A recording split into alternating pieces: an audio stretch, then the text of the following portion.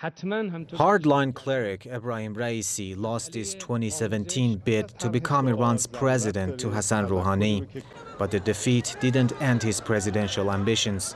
Supreme Leader Ayatollah Ali Khamenei appointed Raisi as head of the judiciary 2 years later. Ever since, he's waged an anti-corruption campaign, trying to cast himself as a champion of the poor who battles relentlessly against poverty and graft.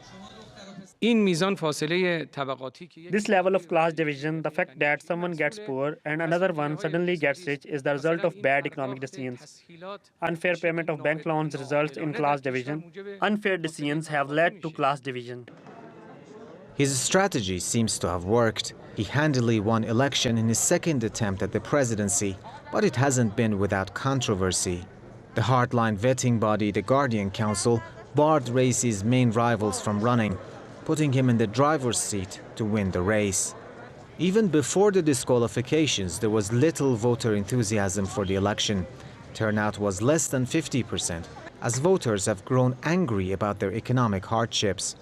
Since the US withdrew from the Iran nuclear deal 3 years ago, the inflation rate has risen from 10% to nearly 40%, and more than half of the Iranian population has been pushed below the poverty line. The next Iranian government faces daunting challenges. It inherits an economy ravaged by years of US sanctions and a country that suffered one of the worst COVID-19 pandemics in the Middle East. But there's also a glimmer of hope. Iran has started producing its own COVID-19 vaccines, which will be ready for use soon. And there's optimism that revived nuclear talks between Iran and world powers may soon lead to a removal of sanctions.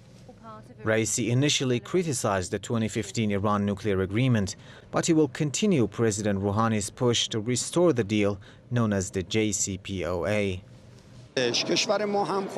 Our country has a problem on the international stage, and that is the nuclear issue. And the solution is the JCPOA. No other solution exists.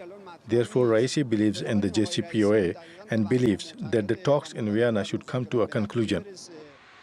Before those sanctions are lifted, the new president has promised to try to neutralize their effects by establishing closer economic ties with neighboring countries. His message won over a vast majority of the people who turned out at the polls. Raisi won more than 5 times the number of votes of his nearest challenger and easily avoided a runoff. Reza Hatami, TRT World, Tehran.